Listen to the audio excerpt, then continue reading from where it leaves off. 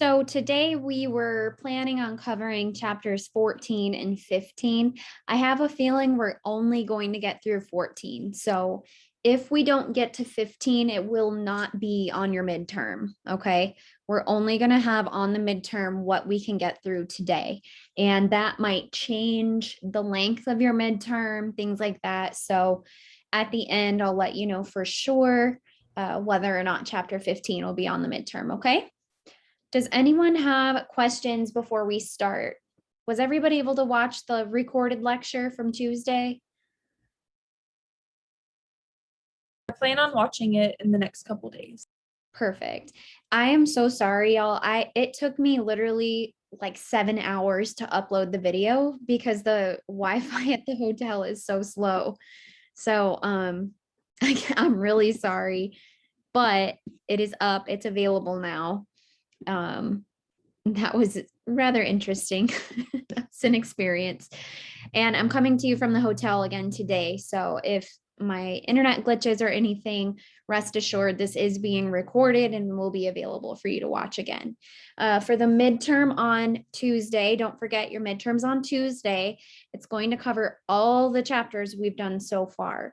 So take a look at your syllabus, make sure you know what chapters will be on it. The only exception is maybe chapter 15 if we don't finish it. I don't think we're going to finish it today. So chapter 14 is really important because we're going to discuss immunity and inflammation. And this takes us back all the way to microbiology. Do y'all remember micro? You're like, I remember, I hated it, right? Okay, so micro is actually one of my favorite courses because I think it's really interesting to learn how our body reacts to different pathogens. And specifically today, we're talking about periodontal pathogens, any microorganism that can cause disease in the mouth, and then narrow it even further to pathogens that cause gingivitis or periodontitis. So you've got your objectives on here. And this is how we're going to break it down today. We're talking about the body's defense system, and then migration, chemotaxis, and phagocytosis, and then the inflammatory process. Everybody ready to jump in? 2 feet first? All right. So what is the body's defense system? What is this called?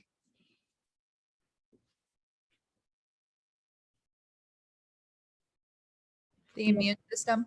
Good, the immune system. And sometimes this is referred to as the host response. So in the recording, I was talking about different theories of disease progression. So the non-specific plaque theory versus the specific plaque theory. And then now we have the host response theory. So at the beginning, when we started research on periodontitis, we thought any amount of plaque could cause disease in the mouth, that the amount of disease was commensurate with the amount of plaque. Basically, the amount of plaque you have dictates what kind of disease you have in your mouth. Then we figured out that's not true because two patients can have the same amount of plaque biofilm on their teeth. One can have no inflammation, and then the other one can have severe tissue destruction with the same amount of plaque biofilm. So we started to think, well, hey, maybe it's only specific bacteria that cause disease, like the red complex bacteria. Do y'all remember Marie talking about that during the Arrestin presentation? She was saying these antibiotics work really well on the red complex bacteria, and they do. So during the specific plaque theory, we thought, hey, it's just these red complex bacteria causing disease. But then again, we figured out not quite, because those red complex bacteria can actually be present in health as well. So now we know it's not the bacteria, it's the host response to that bacteria that's dictating how a patient, how the pathogenesis of periodontitis is going through their mouth, whether it's rapid or slow. Yes, ma'am. Is that, this could be like completely off, but is this where like explaining how some people accumulate more calculus than others? Yes and no, because calculus, so in order for calculus to be present, there has to be plaque biofilm, right? So if some people have more plaque biofilm, they may build up calculus faster, but the calculus buildup also has to do with the mineral content of their saliva. So a lot of the, how much calcium, phosphorus, fluoride do they have in their saliva is contributing to their amount of calculus. So yes and no. Thank you. Yeah, absolutely. Good question. Okay, so how do we survive? Have y'all seen that saliva is red video? Yeah. Nasty. All the germs that are all around us all the time, right? So we are surrounded by millions of microorganisms. Our hands have over 2 million microorganisms on them. This is why we should never pick at our eyes or our face or put our hands in our mouth, right? There's problems arising. Have you ever watched Grey's Anatomy where they have to scrub into surgery and they're like really aggressively scrubbing at their skin? It's to get all those little nooks and crannies in our skin to get the bacteria out of there so we don't pass it to the patient. So the only reason that our body can survive is because we have the immune system to help us recognize and fight diseases. And this starts with microorganisms. So what are some microorganisms that y'all already know about? Bacteria, fungi, viruses, whatever, you just throw some out there.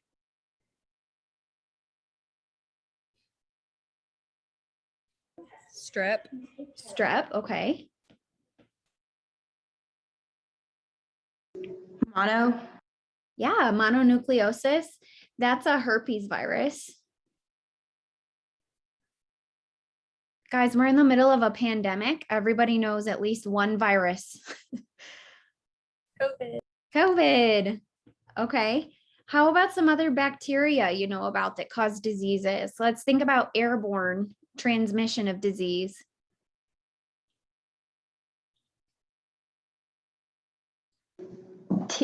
Is TB? TB, yeah. Mycobacterium tuberculosis, that's a microorganism. Herpes viruses, human immunodeficiency virus, HIV. We can have Candida albicans. We can have all kinds of different things that cause disease. And our immune system is our first line of defense. This is basically what protects us against those microorganisms like bacteria, viruses, fungi, toxins, parasites. Our body recognizes foreign substances, and there are a couple different kinds of immunity. And you'll probably learn about this again in a couple other classes, but today we're just going to cover the basics. The innate immune system. So when you think of innate, this word innate, I want you to think of like built in. It is built in from the beginning. So this is present at birth. This is the immune system that we have all been born with. It's not specific to any antigen. Does anyone know what antigen means? Do you remember this?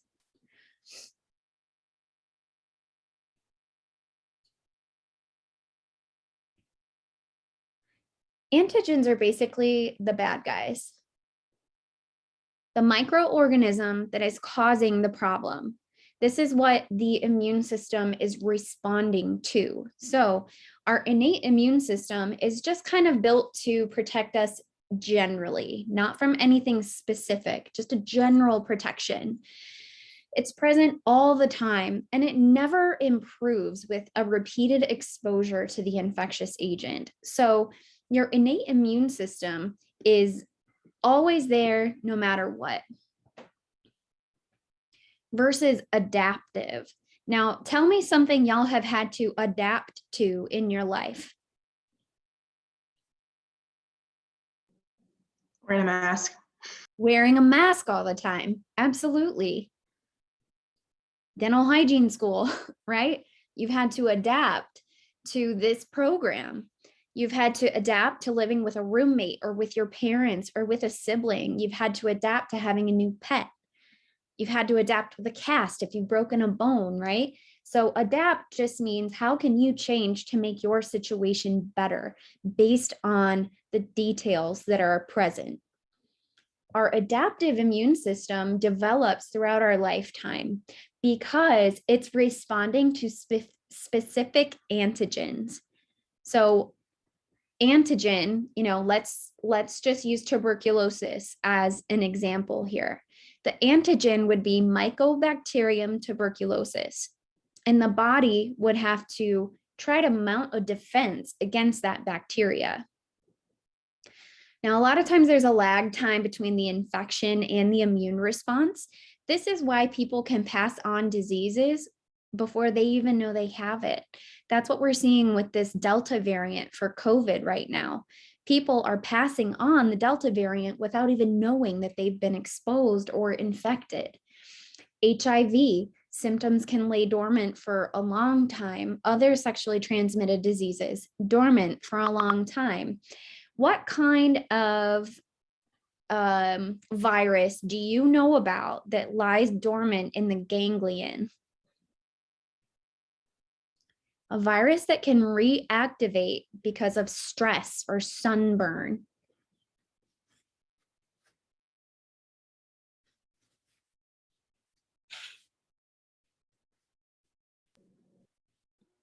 Shingles. Okay, shingles, yes, very along the same lines. Shingles is a herpes virus. So Psoriasis. it's actually herpes simplex 1. What does that cause? Herpes simplex 1 causes Cold sores. cold sores, oral herpes, fever, blisters, cold sores. Never call it a herpy or say you've got a herpy on your lip, right? That's not appropriate terminology, and patients will get offended. A lot of times they don't even know that it's a herpes virus, surprisingly. They can be living with this and not even know that's what it is. So this is it's very specific. The body launches this adaptive immune response to a specific antigen. And we can also develop memory. So these memory cells remember an antigen. So this is what we talk about when we get like a hepatitis B vaccine before we went to school, right? Everybody has to stay up on hepatitis B because it's extremely contagious. We don't want to get hepatitis from our patients. So we get a vaccine and our body remembers what it was exposed to with that vaccine. So if we have any subsequent exposures, our body's like, I recognize that, we're going to kill it. And don't worry, we're going to go into these steps in more detail. So the immune defense system. Have y'all ever watched Hank Green on YouTube? He's so good. I follow him on TikTok now. So Hank Green has a whole series of videos called Crash Course on YouTube. And he explains a little bit of everything, but he's got a really great couple of videos about the immune system that are very helpful. He's very animated. He explains it in a very understandable way. So I think it would be helpful if you could go watch those. It's a good review of microbiology. So we have all these different things trying to attack us all the time. Infectious organisms. What are some other infectious organisms? We said tuberculosis, herpes. Is staph one? Staph, yeah, staph infections for sure. How about periodontal pathogens? Do y'all remember any of those we talked about before?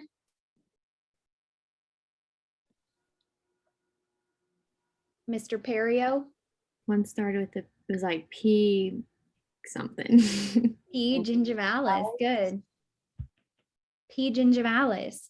That is an infectious organism. We have parasitic infection, so like ringworm, tapeworm.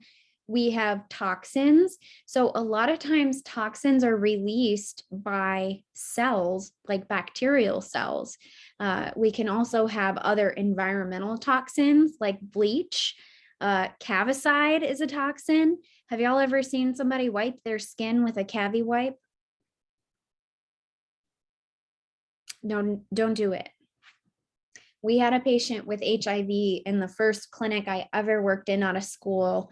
And one of the dental assistants in the front desk thought they could get HIV just from talking to the person. So they immediately rolled up their sleeves and started wiping their arms down with Cavicide. One had to go to the hospital for chemical burns, and the other one had to leave for the day to take a shower because their skin was burning. So toxic substances, transplanted tissues, any transplant can be rejected by the body because of the immune system. And finally, cancer. Our own healthy cells can become cancerous. That's how cancer starts. So what is the purpose? The immune system functions to defend the life of the individual. By identifying foreign substances and then developing defenses against them, our immune system is protecting our body.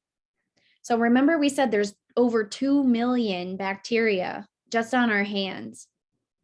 If we didn't have an immune system, the bacteria on our skin would overgrow and cause disease.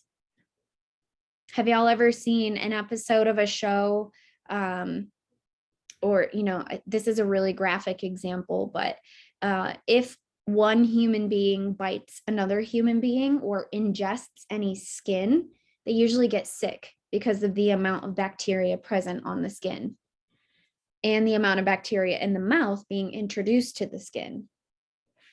So our host response, this is a really very, very, very important point. The host response is the way an individual's body responds to an infection. So have you ever had chicken pox? Did anyone here have chicken pox? Did y'all get the vaccine? Okay, so I was before the vaccine. I got chicken pox, and my brother got it at the same time, but his was a lot worse than mine. So my host response was handling that virus better than his was. Sometimes this happens in dentistry as well. Some patients have much worse periodontal involvement than others, even if they have the same amount of plaque in their mouth. So everybody's host response is different.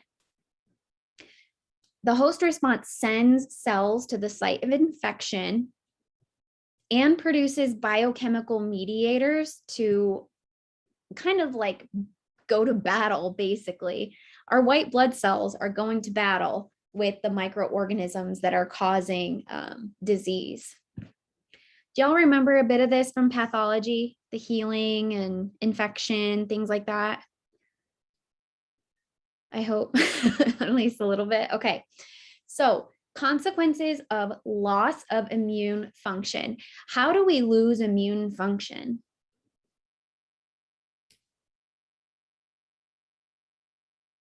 Like an autoimmune disease? Okay, autoimmune diseases, specifically treatment for autoimmune diseases, yes. HIV and AIDS. So a lot of people don't die from AIDS. They die from concurrent infections because their immune system is so depressed. So HIV/AIDS is a deadly immune dysfunction. A lot of times patients with HIV get very severe infections from things that wouldn't even impact someone with a normally functioning immune system. So this is something to be aware of. We're not as worried about the HIV as we are about other pathogenic, opportunistic pathogens. Now, an overzealous immune system, like Kaylee just said, the immune system becomes so intense that it actually harms the host. So y'all don't know this about me yet, unless, I don't know, maybe Ms. Fisher told you. I have a couple of autoimmune diseases that took me out of the op. I don't have the option anymore to practice. So I have scleroderma on my hand, that my dominant hand, right? So of course that affects me fulcruming and working on my patients. And I have to take immunosuppressant drugs. So using that medication, I'm telling my immune system, chill out, stop attacking your own body. But opportunistic infections come in and they're like, haha, gotcha. So I get sick from things that I never would have gotten sick from 10 years ago due to the immunosuppressant drugs. So anytime you have a patient taking an immunosuppressant, this is something we have to start thinking about in the clinic. So do you ever see commercials for Humira? There's tons of commercials now for immunosuppressants. And I'm like, why is this a thing? Like, this isn't fun. Nobody wants to take these. So anytime you have a patient taking those, you really have to stay on top of their prevention and catch any disease early.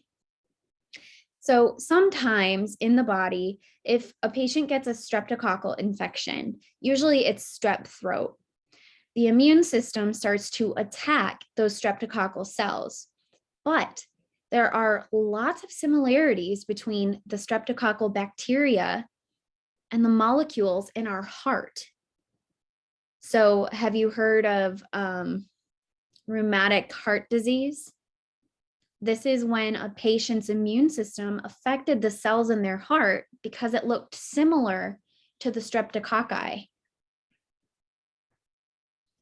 So rheumatic heart disease, have y'all seen that on the medical history? And you're like, what is that?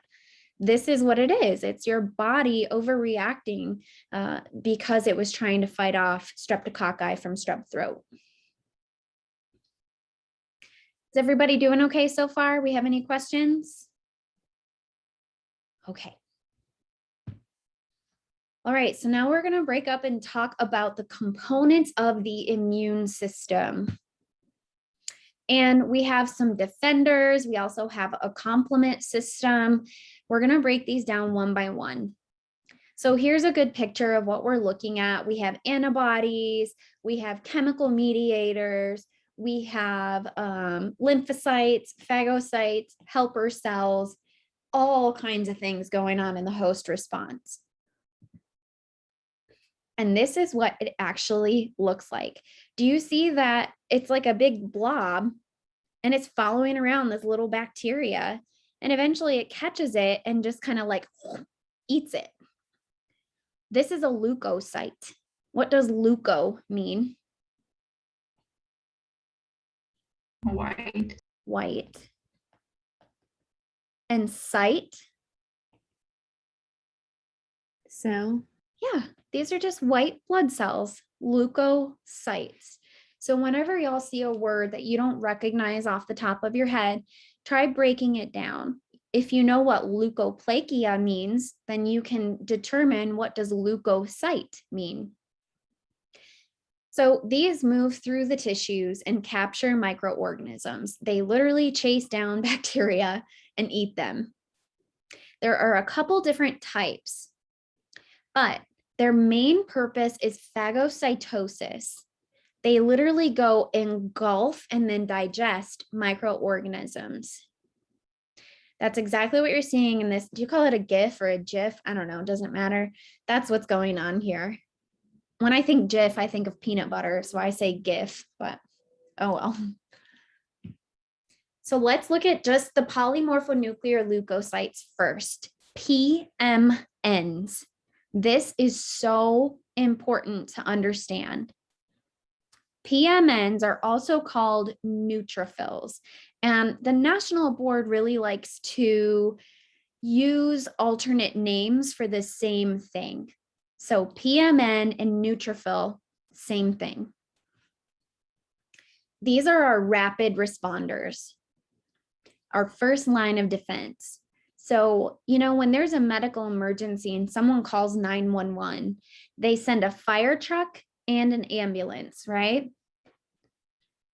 Who usually arrives first? The fire truck, surprisingly. Usually the fire truck gets there. So these are our PMNs, our neutrophils are the fire truck. I like to think of these as Miss Pac-Man. Have y'all ever played Pac-Man or Miss Pac-Man? I know that's getting to be kind of like an outdated reference, but this kind of looks like Pac-Man. And a Pac-Man looks like this, and it goes along and it eats, and it eats, and then it dies. This is what PMNs do. They eat, die. They show up first, so they're very short-lived, and they're usually present in acute inflammatory processes. What does acute mean? Short lasting. Yeah, short. These are very short. So what kind of oral disease do you think that you would see a lot of PMNs involved in?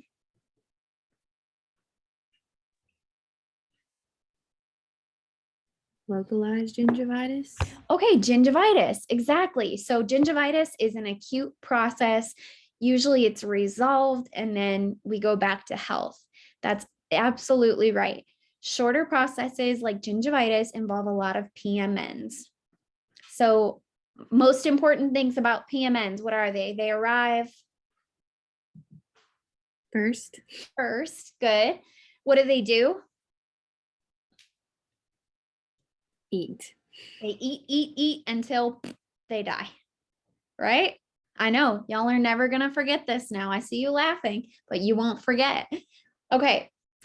The cool thing about PMNs is that they can actually move through the capillary walls and into the tissue. So remember when we talked about bacteria getting into the connective tissue? Well, PMNs can follow them. And that's how we get rid of bacteria at a disease site. So these are attracted to bacteria. And I misspoke a little bit on the lecture recording from Tuesday. I said that bacteria communicate via chemotaxis, but it's actually these white blood cells in the immune system. These communicate via chemotaxis. So I apologize, I misspoke.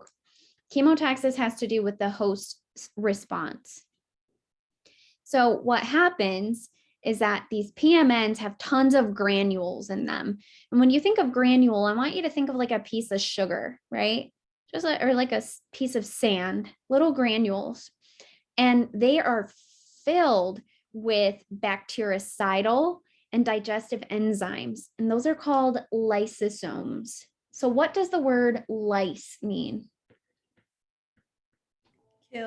Kill.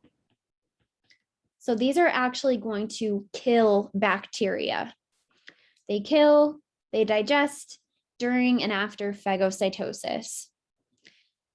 So phagocytosis is just a fancy word of saying that it's going to eat a bacteria or a bacterium. They just go eat it, absorb it, and then it dies. So periodontal pathogens are most effectively destroyed by PMNs. These are a big deal in periodontitis. And then some patients have diseases like neutropenia. If they have a decreased PMN count in the blood, that increases their risk for periodontitis. If they're missing that first line of defense against periodontal pathogens, it stands to reason that they have a higher risk of getting perio and the perio moving more quickly than through a patient without neutropenia. All right, how's everybody doing? Are we still okay? All right. Next, we talk about macrophages. I don't want you to pay a whole lot of attention to monocytes because that's what these cells are called when they're inside the bloodstream. When they differentiate and exit the bloodstream, they are macrophages. And this is really important. Macrophages. These are much slower to arrive than PMNs. So first come the PMNs, and then the backup are going to be the macrophages. They surround and destroy bacteria, but they live a lot longer. So if we're looking at some tissue microscopically, we're going to see a lot more macrophages in chronic inflammatory processes. So would you expect to see more macrophages in gingivitis or periodontitis? Periodontitis. Good, periodontitis, because it's a longer standing chronic inflammatory position. Good. So macrophages are actually really pretty. If you go look at pictures of them microscopically, they also contain those lysosomes that destroy tissue, and they kind of help by like taking an antigen and be like, here, kill this. I found this for you, kill it. So they're kind of like the messengers. They take this thing and they're like, here, kill this bacteria to the T cells. And we're going to talk about T cells in just a second. So two important functions of macrophages are phagocytosis and that presentation to T cells. Now, lymphocytes. Lymph, what system are we talking about?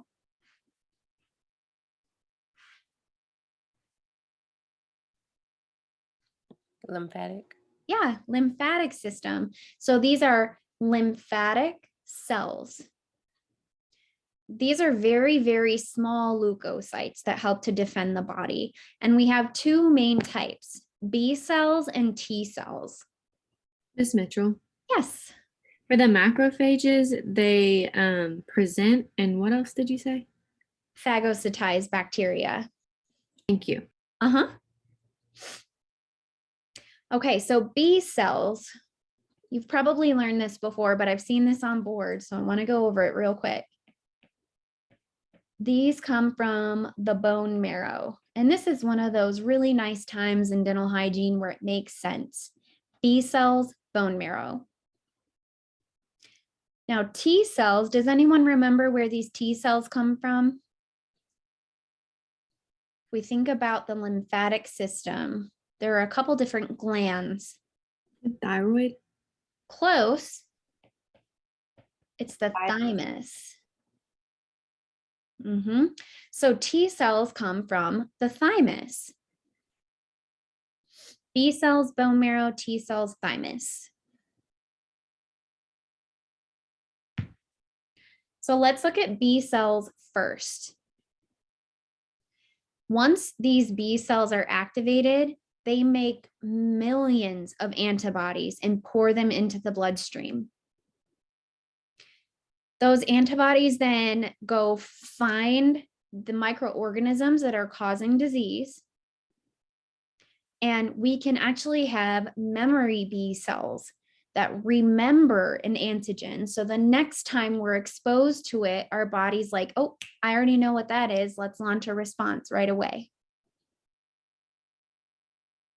B lymphocytes or B cells. Where do B cells come from?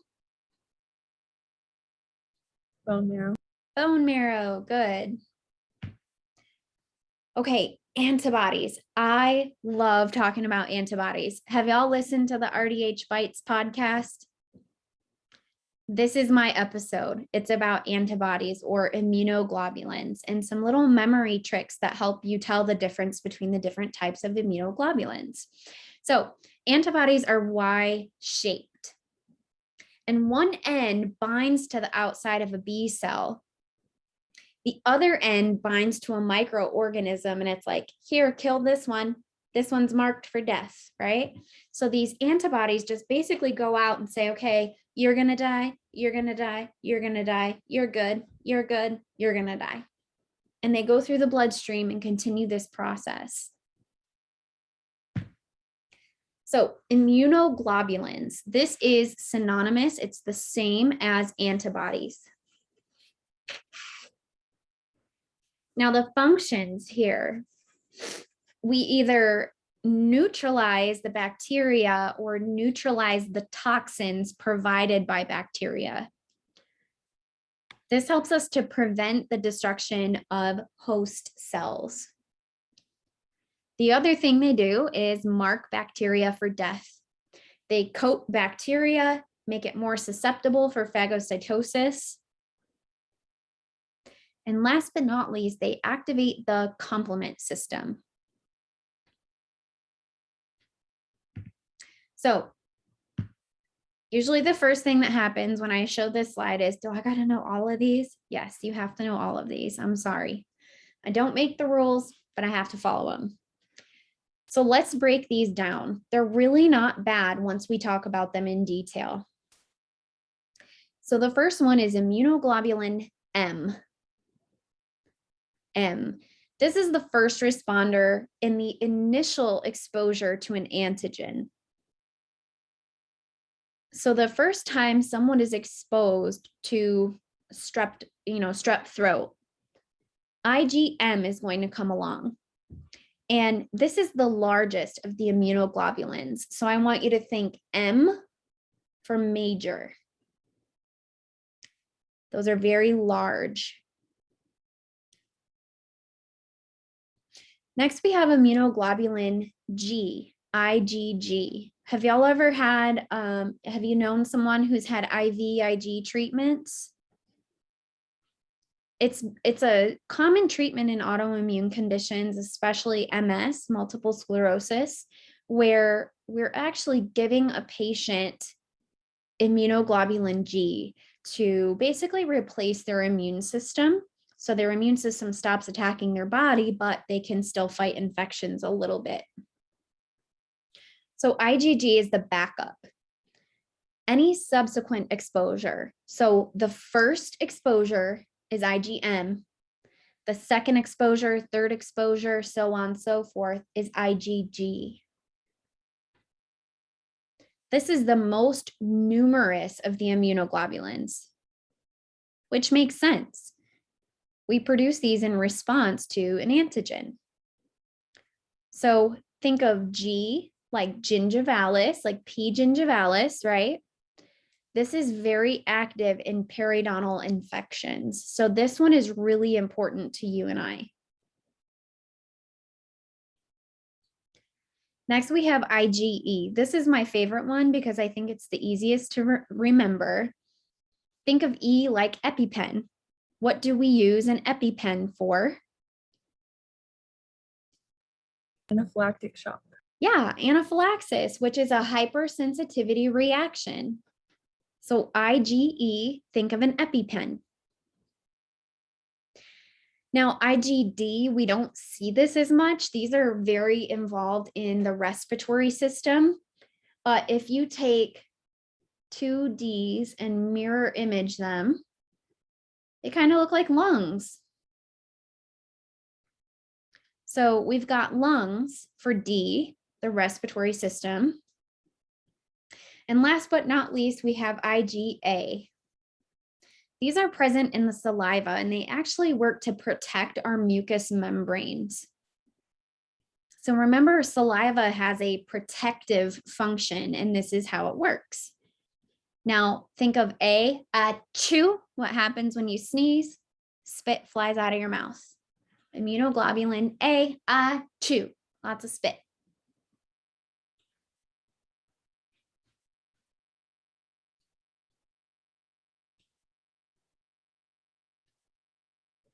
Everybody doing okay? Do we have any questions so far?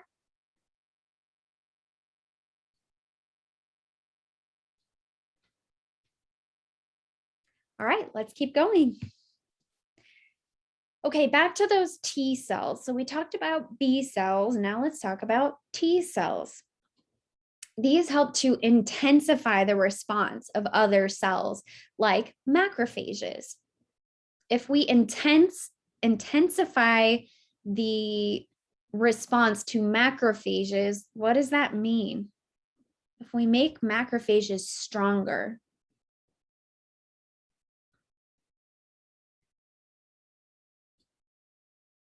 Less bacteria. right, they're going to digest more bacteria, then there's less bacteria available to cause disease. Exactly.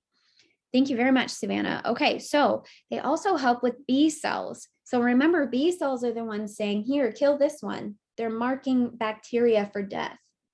Well, T cells help B cells work better, more efficiently. T cells also produce cytokines or cytokines, depending on where you go and who you talk to, they'll say it one of two ways. I say cytokines. You can say it however you want. This is a generic name for proteins that affect the behavior of nearby cells. So in this case, the cytokines are going to help the B lymphocytes recognize and mark bacteria for death.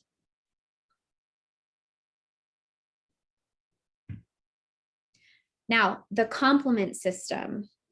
This one's kind of hard to explain. It's a very complex series of proteins, but it works to help facilitate phagocytosis. So it helps with destruction of bacteria. And it can also kill bacteria directly. So the complement system is really cool. It helps the leukocytes to digest bacteria, but it also pokes little holes in the cell membranes of bacteria. So when you think of popping a balloon, when you pop a balloon, everything is exposed, right? The air or the helium or the water inside of a balloon, it all disperses and it's exposed to the outside environment. Bacteria don't want that. So if we poke a hole in something, right? Like let's think of a piece of fruit. If you poke a hole, like, I don't know, let's go with an avocado. If you poke a hole in an avocado, what's going to happen? Gonna rot. Yeah, it's going to go bad a lot faster because it's exposed to the environment. It's the same for bacteria. If we poke holes in them, they die a lot faster. Now there are 4 functions, and we're going to go through them one by one here. The destruction of pathogens. I love this chapter because it's about death and destruction to bacteria. Some components, oh, bless you. Some components of the complement system destroy microorganisms by forming those pores. I don't need you to know this membrane attack complex. I don't need you to know that. All I need you to know is that lysis, by lysing or puncturing the bacterial cell wall, we're causing death to the bacteria.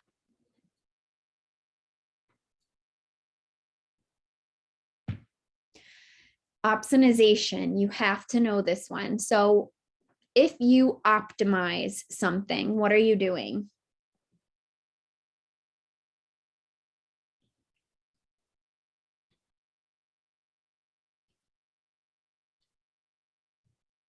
Capturing and destroying bacteria by phagocytes.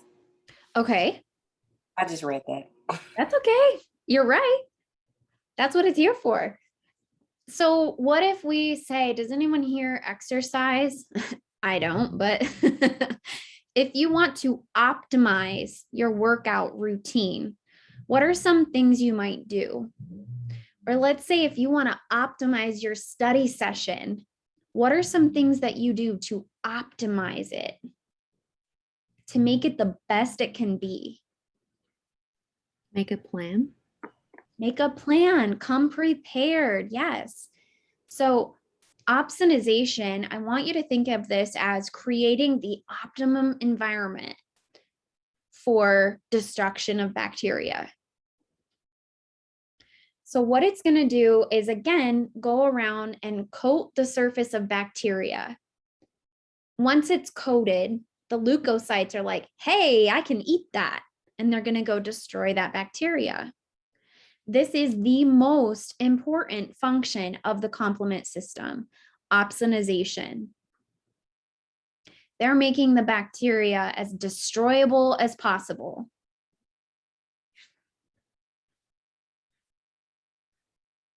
Ms. Mitchell, you said, was the question, what is optimize or opsonize? It was optimize. Optimize, yeah, that's okay. Okay. You just took it for the complement system. To optimize the complement system, we use opsonization. They just sound similar. So if you think of, what does optimize mean? Okay, well, opsonize, same thing. How do we make it the most destroyable by the leukocytes?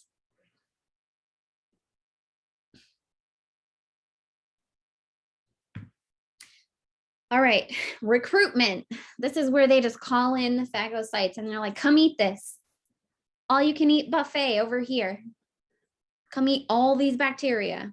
So they've marked them. They're calling in more white blood cells. And then finally, clearance. They're taking out the trash.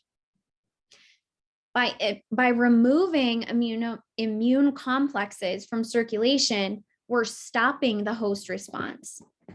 Once we've destroyed the bacteria that are going to cause disease, we've got to stop. Because remember, the immune system can attack host cells, and we don't want that. So we need clearance. We need to clear out the immune cells from circulation so that the host response chills out. Now, when it doesn't chill out, that's when you get these autoimmune diseases. The body starts attacking its own tissues.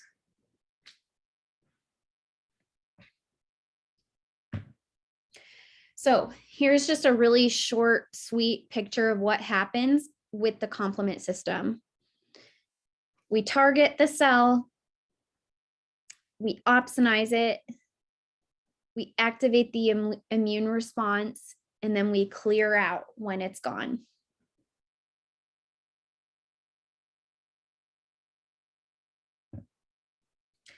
Now we're going to talk about leukocyte migration, chemotaxis, and phagocytosis. How do we get those white blood cells from where they are at to the site of infection? What's like the highway in our body? How do we get things around in our body? Bloodstream. Bloodstream. Do y'all call it a highway or a freeway there? Highway. Highway. Okay, that's what I've always called it too. In Texas, they call it a freeway. I'm like, no. All right, so we need to get the white blood cells into the bloodstream, right? Get on the highway, and then they got to hit the right exit to go to the site of infection. So we have to get migration of those leukocytes to the tissues. So they travel through the bloodstream, and then we've got an endothelium. What does endo mean?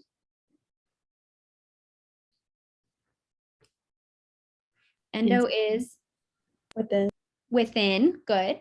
So within a blood vessel, that very, that last layer before we get into the blood is the endothelium. So we have transendothelial migration. This is just where the immune cells exit the vessels and enter the tissues. So do you remember some of the things we talked about, inflammatory responses, what happens to the blood vessels during inflammation? They swell. They swell, and then we see Dilatation. what was it? Dilation? Is that what I heard? Vasodilation, yeah. So if we make the blood cells larger, then the spaces between the cells are also larger. And that's how the white blood cells can kind of like squeeze through and into the tissue. So they have to like just flatten themselves and get into that connective tissue where the bacteria are. Now, what connective tissue are we talking about in the mouth? Where is this bacteria hanging out?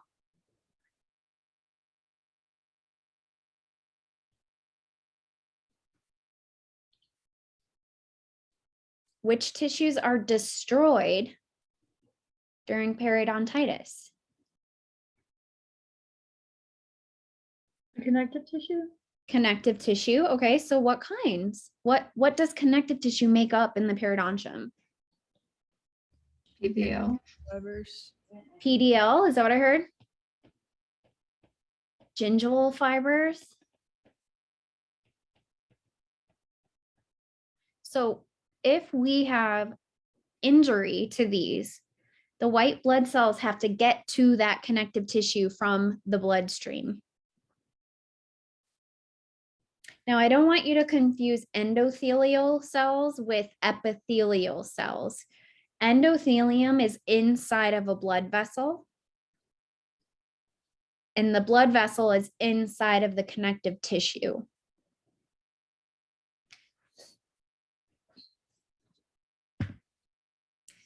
So how do we get these leukocytes to the spot they need to be? They can get on the highway and exit, but how do they know where to exit? What's their GPS? Basically, chemotaxis. We send out a chemical signal, inflammation, we're in pain, send help, right? And those white blood cells race to the site of infection and respond to that chemical signal. So chemotaxis is just a chemical signaling system. Sorry, I can't spell apparently. We're right. Chemical signaling system, chemotaxis. I just think of taxis. Chemicals going on a taxi ride on the highway to the right exit. Chemotaxis. How are y'all doing? You still with me? All right, we're getting there. So here's just an example how leukocytes migrate to connective tissue. Now, what are the steps? How does this work? So during phagocytosis, leukocytes engulf and digest microorganisms. And first, we have to have that external cell wall adhere to a bacteria or a bacterium. Then there's a vesicle inside of there that surrounds the bacterium, and those lysosome granules come into play. Remember what happens when those granules explode. Hi, puppy. We get toxins, right? Chemicals that are toxic to bacteria. Once it's been exposed to those toxins, then the leukocyte can ingest the bacterium, and eventually it just like poops it out, discharges the contents of the phagolysosome into the surrounding tissue so it can be cleaned up by the host response. This is just a fancy way of saying it surrounds it, releases toxins to kill it, eats it, and then it comes out the other end. So what happens when we release toxins into the gingival tissue? Are those toxins good for the gingiva? No. So we're kind of on accident causing destruction of tissues by trying to destroy bacteria. Once released, they can damage tissues the same way that they damage and destroy bacteria. So our host response is killing the bacteria, but it's also destroying tissue, healthy and diseased tissue. Can chlorhexidine do that? Chlorhexidine,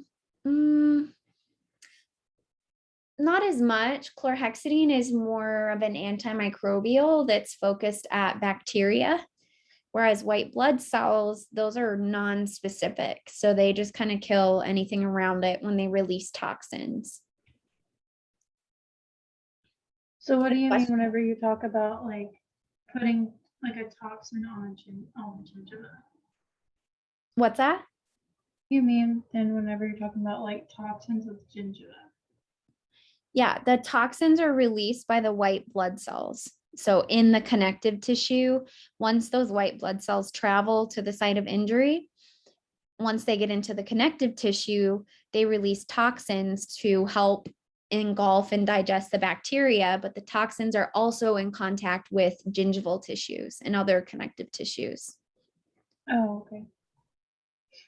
Whereas chlorhexidine is not in the bloodstream, it's like a topical kind of thing. So it's only killing bacteria.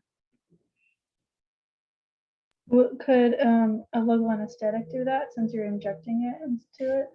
No, the local anesthesia is more concerned with the proton pumps and the sodium influx kind of thing to depolarize the nerve.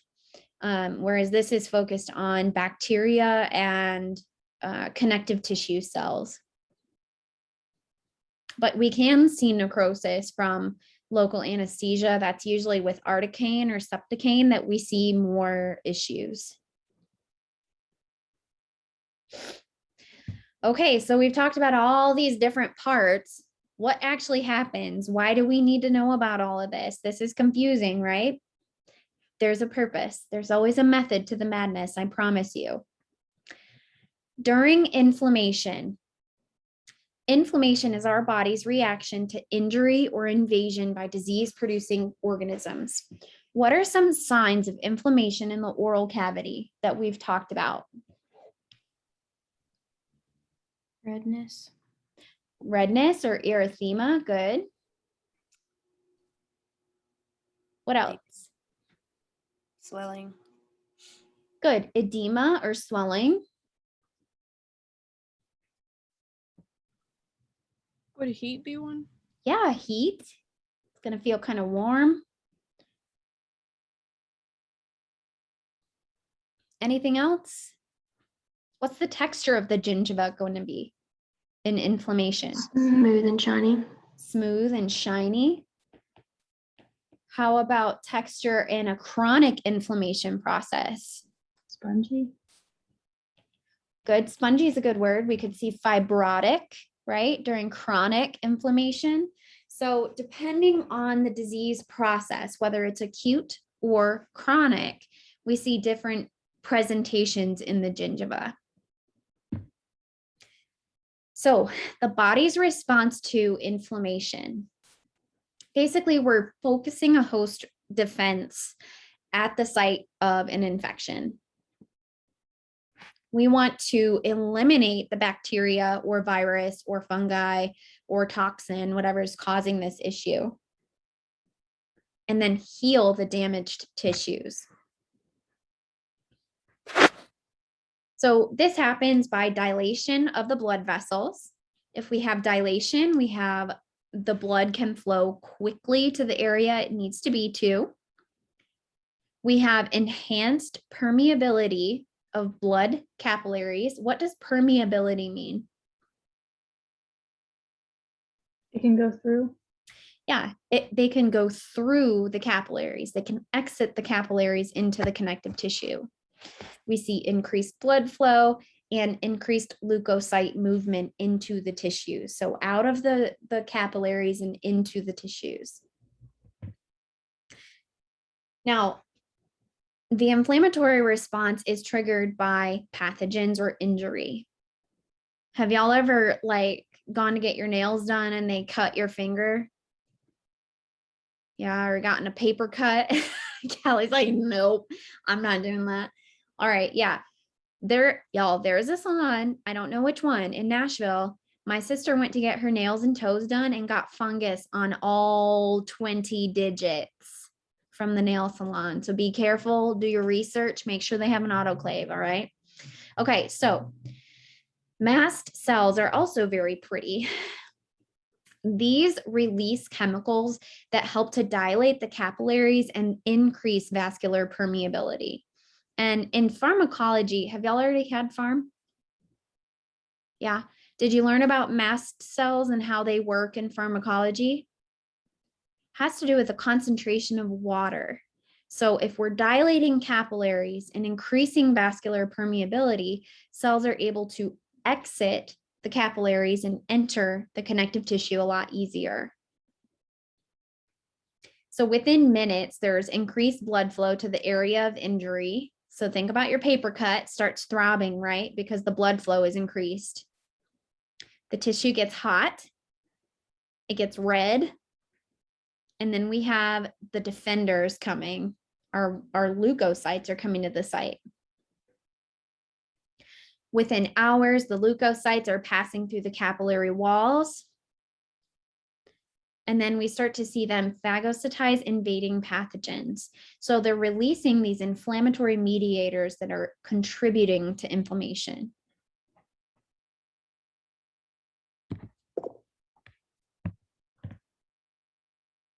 So here's what it looks like: tissue invasion, injury, inflammatory response, and the things that happen.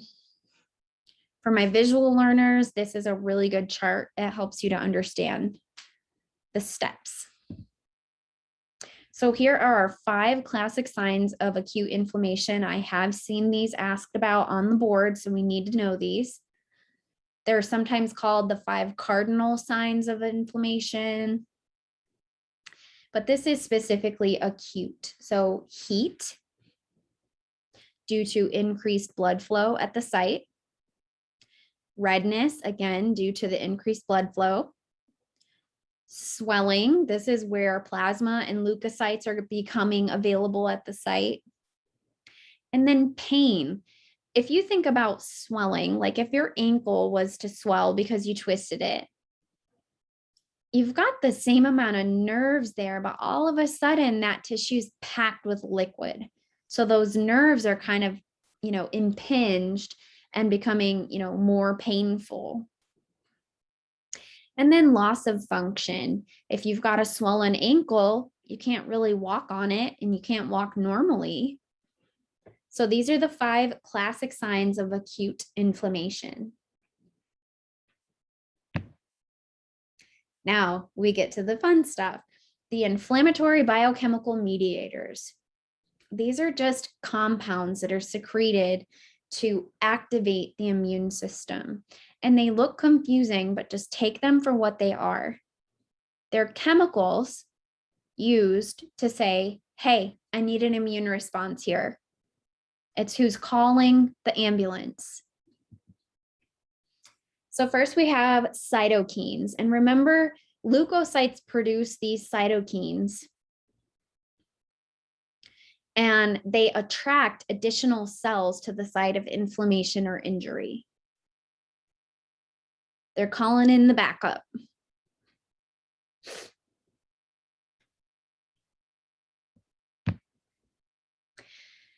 Chemical mediators are secreted by cells, and there are a lot of them, but these are the most important. Now, interleukin. You'll see here that the interleukin have to do with either making an environment more favorable to a host response or helping to attract things to the site of injury. So we talk about increased permeability. I keep trying to write on my computer screen. I don't know why I do that. Okay, permeability here. T and B cell activation. We have fever, synthesis of proteins, increased immunoglobulin synthesis, and finally, attraction of PMNs to the infection site. Now, leukotrienes, leuko, white, they allow leukocytes to exit the blood vessels or the capillaries.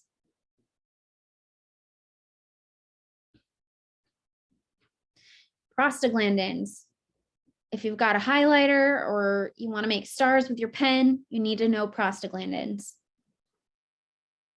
Prostaglandins are so important in periodontitis.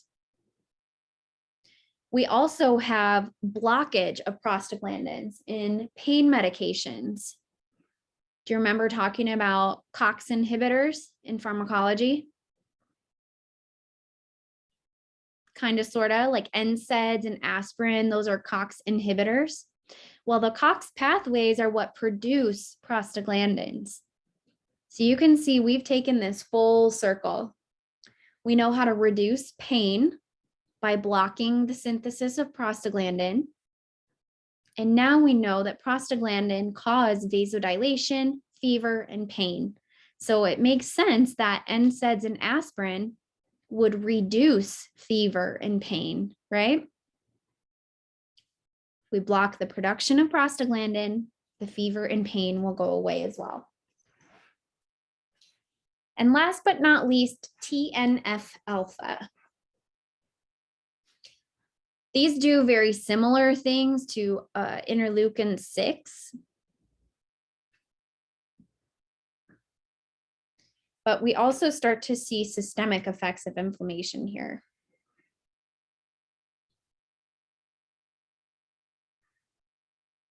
Any questions before we keep going? Are y'all okay? We are definitely not going to get to chapter 15, so that's the good news for your midterm.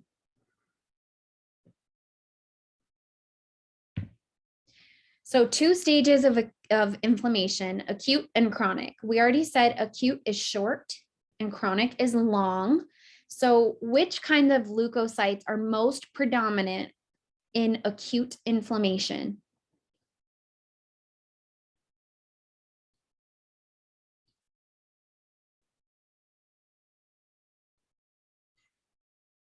Way back at the beginning, what did we say there were a bunch of in acute inflammation? Neutrophils. Neutrophils or PMNs. Good. They mean the same thing. They're the same kind of leukocytes. And in chronic inflammation, what do we have more of? Macrophages. The macrophages. Good. So we've come full circle again. At the beginning, we started talking about these leukocytes, and this is how they tie into inflammation in the oral cavity. So short-term normal process the body uses. If we didn't have inflammation to signal the host response, the immune system wouldn't know where to heal our tissues, right? And a disease would just progress until it caused death. So the immune system plays a huge role in health.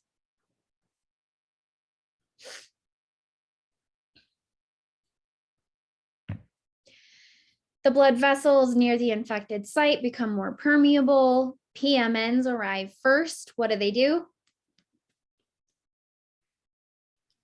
Eat.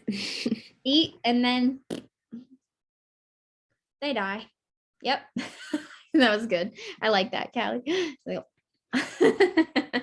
Exactly right. They eat and then they die. Very short-lived. The PMNs release cytokines like interleukin and TNF alpha. And what do those things do? They're chemicals that signal what?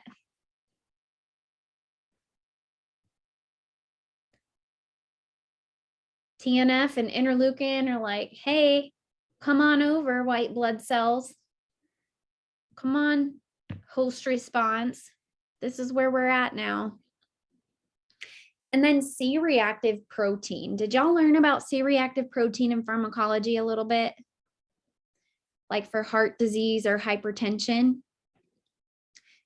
Patients with cardiovascular disease have higher levels of C-reactive protein. And it's kind of like a marker in a blood test. If you have high levels of C-reactive protein, that means you have current inflammation in your body. And inflammation is not good for health. We're starting to realize now the connection between inflammation in the mouth and inflammation in the body. So lots of different systemic diseases are exacerbated by inflammation. They're made worse by inflammation in the mouth and vice versa.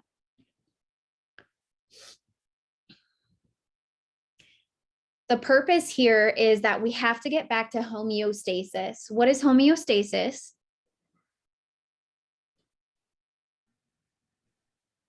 The body's balance. So Good. The balance or the baseline. We just want to be normal.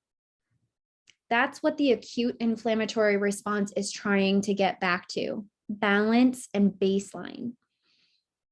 If the body succeeds and eliminates the microorganisms, tissues heal, the inflammation stops, we get that signal to shut down the immune system and take out the garbage. Remember, we called it immune clearance. We're clearing out all those immune cells. Now, if the acute inflammatory response is not effective and does not stop the inflammation, we get a chronic inflammatory process. This is what characterizes periodontal diseases. Dysfunction due to the constant presence of the microorganisms. We don't get healing until we get elimination of the bacteria causing disease. So if the acute inflammatory response cannot handle the microorganisms, we move into chronic inflammation. This is out of control inflammation. The goal here is to respond to the infectious microorganism and contain the spread. And usually we have an absence of those warning signs. This is why in chronic periodontal processes, we see fibrotic pink tissue instead of red inflamed tissue. Usually the patient doesn't notice. Remember, perio doesn't cause pain, so patients think there's nothing wrong.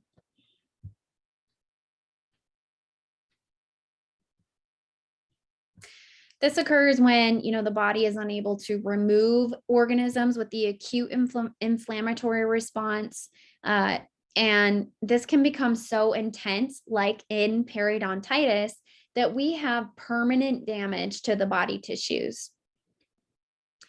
Can we regrow alveolar bone height? Nope. It's gone. It's destroyed.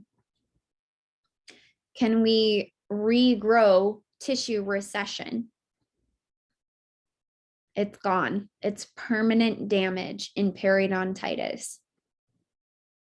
So remember, chronic inflammation, macrophage, acute inflammation. What's the leukocyte? PMN, Pac-Man. Now, tissue damage is the hallmark of chronic inflammation, and this process can last for years. Periodontitis will progress until it is treated or the teeth fall out. It'll just keep going. Now, is periodontitis a constant process?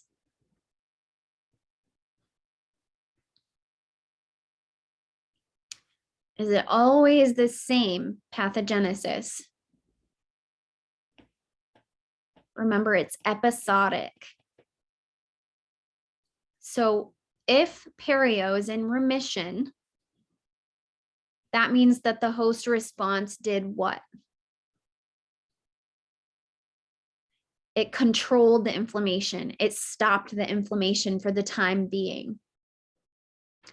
If it is reactivated, if periodontitis is reactivated, the bacteria have overwhelmed the host response. So this is why patients' host response is more important than the kind of bacteria present in their mouth.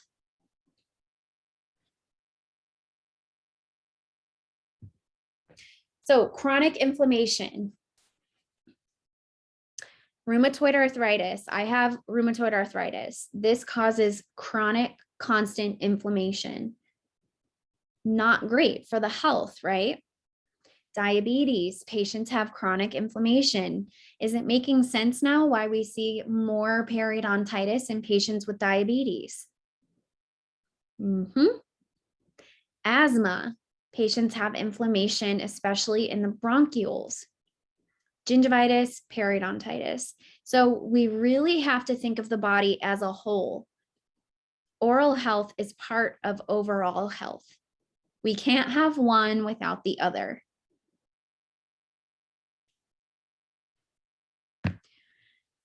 So we already talked about remission and exacerbation. Y'all made it. We got through all of chapter 14. Thank you so much, you guys. That was a really tough chapter to go through after an exam. And thank you for your patience with me while I've been out of town.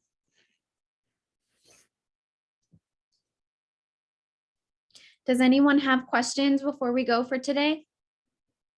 It doesn't have to be about this lecture. It can be about anything in the class. Are you going to be available for emailing questions over the weekend? Because my brain is fried and I don't have any questions. at the time. Yeah, of course. You can literally email me anytime and I'll get back to you as soon as I can. And with the midterm on Tuesday, I'll be getting to your emails as quickly as possible this weekend. Are you going to do a study guide for the midterm? Yes, Okay, so it's all the chapters we've done minus 15. exactly. Yeah. And, I'm sure y'all have caught on by now. Those handouts and PowerPoints are very important. I make those to guide your learning. This book, we could spend 28 weeks on this book, and we have to condense all of that into our 10 weeks, right? So it's very focused to help guide your reading. I don't want you to try to read the whole chapter without looking at the PowerPoint first, okay? Use this as your guide. Same with the objectives on the syllabus. Yeah, I haven't written the midterm yet because I wasn't sure what we would get through today, but until the study guide is posted, please use your handouts. That's going to serve as a really specific study guide for you. And I'm pretty sure I have all of the keys posted up till today's, so I'll post chapter 14 tonight. Yep. Anybody else have questions?